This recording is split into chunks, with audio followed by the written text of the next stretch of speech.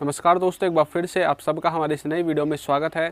और आज की इस वीडियो में हम बात करने वाले हैं इंग्लिश मॉडल वर्ब के बारे में। तो आज हम मॉडल वर्ब के साथ हैव को पढ़ने वाले हैं और आप यकीन मानिए कि मॉडल वर्ब के साथ हैव लगाकर हम अपनी डेली लाइफ में बहुत सारे सेंटेंसेस बनाते हैं।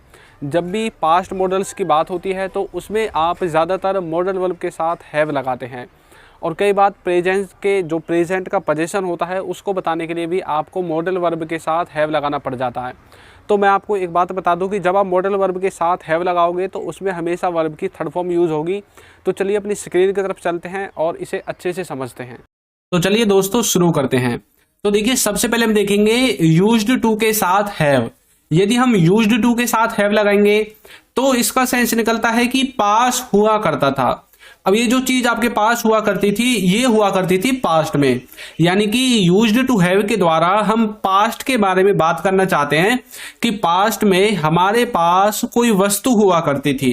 अब जैसे एग्जांपल के लिए हम बोलें उससे पहले मैं आपको एक स्ट्रक्चर बता देता हूं जो इसके सेंटेंसेस में यूज होता है। इसमें सबसे पहले सब्जेक्ट लिखना है, फिर यूज्ड टू हैव लिखना है, उसके बाद ऑब्जेक्ट लिखना है। देखिए कैसे, हमारे पास एक BMW हुआ करती थी, यानी कि एक BMW कार हुआ करती थी।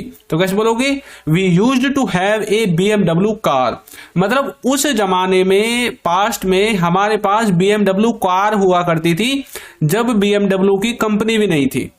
तो आपको कुछ समझ में आया? मतलब हम पास्ट की बात करेंगे। अब देखिए, उसके पास 1 करोड़ रुपए हुआ करते थे। अब कैसे बोलोगे, he used to have 1 CR rupees, यानी कि उसके पास 1 करोड़ रुपीज हुआ करते थे। नेक्स्ट है, मेरे पास एक कार हुआ करती थी। तो बोलोगे we used to have a car. मतलब हम पास्ट के बारे में बात करते हैं कि पास्ट में हमारे पास कुछ हुआ करता था। अब हम देखते हैं नेक्स्ट है आपका कुड के साथ हैव, यानी कि कुड हैव। अब देखिए, इसके 2 सेंस हैं। एक होगा कर सकते थे, यानी कि कोई कार्य कर सकते थे, और दूसरा होगा पास हो सकता था, यानी कि कोई चीज पास हो सकती थी। देखिए, जिसमें आपको वर्ब लगानी है उसमें आपको वर्ब की थर्ड फॉर्म यूज करनी है। जैसे कि मैंने आपको बताया था कि आप जब भी मॉडल वर्ब के साथ हैव लगाओगे और यदि उस सेंटेंस में वर्ब है तो वर्ब की थर्ड फॉर्म आएगी।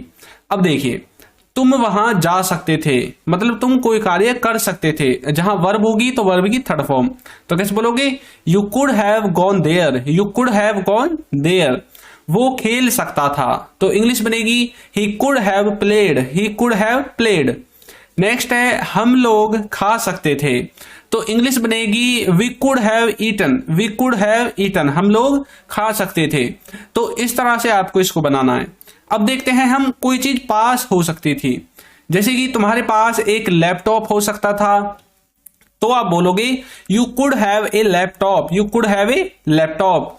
इसमें आपको एक बात याद रखनी है कि इसमें वर्ब नहीं है, तो इसलिए आपको सबसे पहले सब्जेक्ट, फिर कुड हैव और सीधा उस वस्तु का नाम लिखना है जिसके बारे में आप बात करना चाहते हैं।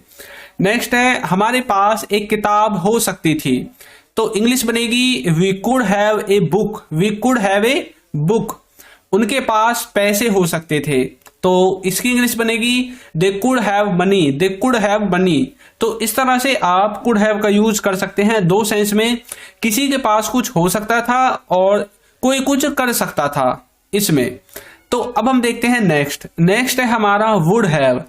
वुड हैव के भी 2 मतलब होते हैं कि कोई कुछ कार्य कर चुके होंगे या फिर किसी ने कुछ कार्य कर लिया होगा, और दूसरा होगा पास होगी, यानी कि कोई वस्तु किसी के पास होगी प्रेजेंट में। अब देखिए, ये जो है कर चुके होंगे या फिर कर लिए होंगे, इसमें आपको यूज करना है वर्ब, यानी कि विद वर्ब। ये वर्ब वाले सेंटेंसेस होंगे, और जो है पास होगी ये होंगे विदाउट वर्ब वाले सेंटेंसेस। तो सबसे पहले हम वर्ब वाले सेंटेंसेस देखेंगे और वर्ब की थर्ड फॉर्म लगाकर इन्हें बनाएंगे वुड हैव के साथ। जैसे कि वो खेल लिए होंगे, यानी कि अभी प्रेजेंट में वो खेल लिए होंगे। कैसे बोलोगे, दे वुड हैव प्लेड, वह पढ़ लिया होगा, यानी कि अभी इसी टाइम तक वो पढ़ लिया होगा। तो कैसे बोलोगे, he would have studied, he would have studied. वो जा चुके होंगे, तो बोलोगे they would have gone, they would have gone, वो जा चुके होंगे। तो इस तरह से आप वुड हैव का यूज कर सकते हैं वर्ब की थर्ड फॉर्म के साथ। अब हम देखते हैं किसी के पास कुछ होगा उस वाले सेंस को।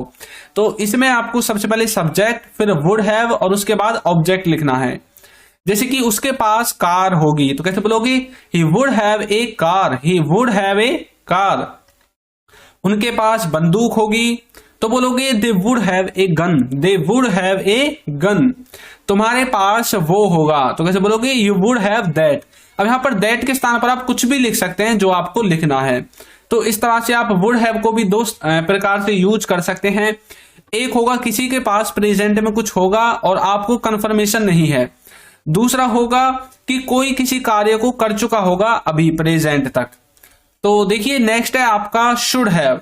शुड हैव का मतलब होता है करना चाहिए था, कोई चीज करनी चाहिए थी पास्ट में। और दूसरा होगा पास होना चाहिए, कोई चीज आपके पास होनी चाहिए। अब जो करना चाहिए था उसमें आपको वर्ब लगानी है, और किसी के पास कुछ होना चाहिए इसमें आपको विदाउट वर्ब के लिखना है। तो चलिए इसके कुछ एग्जांपल्स देख लेते हैं। उससे पहले दोस्तों, यदि अभी तक आपने हमारी ई बुक्स को परचेज नहीं किया है तो डिस्क्रिप्शन में लिंक है, वहां से जाकर आप इन्हें परचेज कर सकते हैं। और आपको बता दूं कि ये पीडीएफ के रूप में आपको मिलेंगी, किसी के भी फिजिकल एड्रेस पर नहीं जाएंगी। आपको जैसे ही आप पेमेंट करोगे तुरंत आपके पास डाउनलोड करने का ऑप्शन आएगा। और यदि आपको कोई प्रॉब्लम होती है तो वहां पर आपको मेरा व्हाट्सएप नंबर भी शो होगा, उसका आप स्क्रीनशॉट ले सकते हैं। तो देखिए सबसे पहले हम देखेंगे शुड हैव वर्ब की थर्ड फॉर्म के साथ, यानी कि किसी को कुछ करना चाहिए था। तो देखिए तुम्हें जाना चाहिए था, तो इंग्लिश बनेगी you should have gone, you should have gone. उसे देखना चाहिए था, तो बोलोगे he should have seen, he should have seen. तुम्हें बोलना चाहिए था, तो बनेगी you should have spoken, you should have spoken. तो इस तरह से आप इसे बना सकते हैं। अब हम देखते हैं नेक्स्ट, जिसमें हम बोलेंगे किसी के पास कुछ होना चाहिए।